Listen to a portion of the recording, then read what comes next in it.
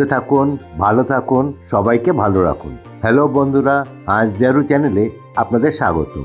আজ আমি Santa Claus সম্বন্ধে কিছু কথা ও একটা ছোট গল্প বলবো।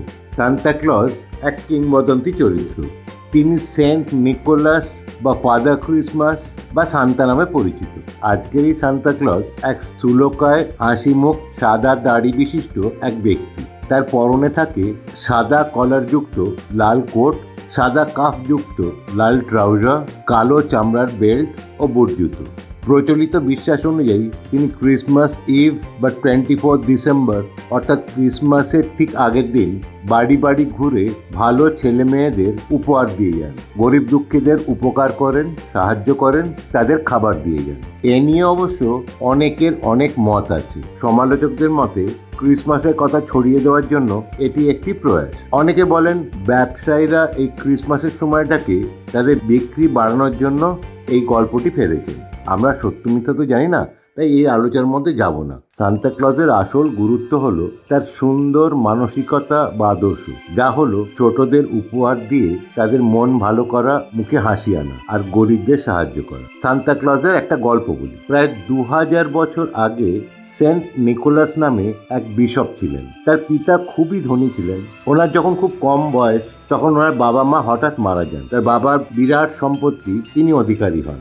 তিনি ঠিক করেছেন তার যা টাকা আছে তা মানুষের উপকারে লাগাবেন। উনি যে উপকার করতেন এমনভাবে করতেন যাতে কেউ দেখতে না পায়, কারণ উনি চাইতেন না যে ওনার দানের কোনো প্রচার হোক। একবার একটি লোকের 3টে মেয়ের টাকার অভাবে বিয়ে হচ্ছিল না। এটা জানতে পেরে বড় মেয়ের বিয়ের আগেই তিনি একদিন তাদের বাড়িতে একটা থলে করে সোনা গয়না ও টাকা পয়সা রেখে এসেছিলেন।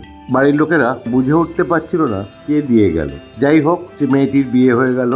মেজ মেয়ের বিয়ের সময় একই অবস্থা, তাদের টাকা পয়সার খুব অসুবিধা।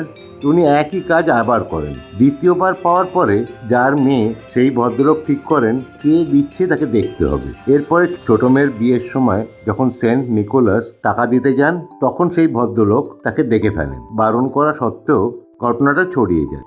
উনি বহু লোকের উপকার করেন। উনি যেহেতু যীশু খ্রিস্টের ভক্ত ছিলেন, তাই বিশেষ করে ক্রিসমাসের ঠিক আগের দিন উনি সমস্ত ছেলে মেয়েদের বাড়িতে পৌঁছে দিতেন উপহার, যাতে তাদের ক্রিসমাসটা খুব ভালো কাটে। তার ভালোবাসায় উপকৃত, উদ্বুদ্ধ ও অনুপ্রাণিত হয়ে অনেকেই অপর মানুষকে সাহায্য করতে লাগলেন ও তাদের উপহার দিতে লাগলেন। এখন এটা বিশ্বাস করা বা না করাটা বড় ব্যাপার নয়, কিন্তু গরিব মানুষদের বা শিশুদের মুখে হাসি ফোটানোর জন্য এই দিনটি যদি একটু কিছু করা যায় তো ক্ষতি কি? ভালোই তো।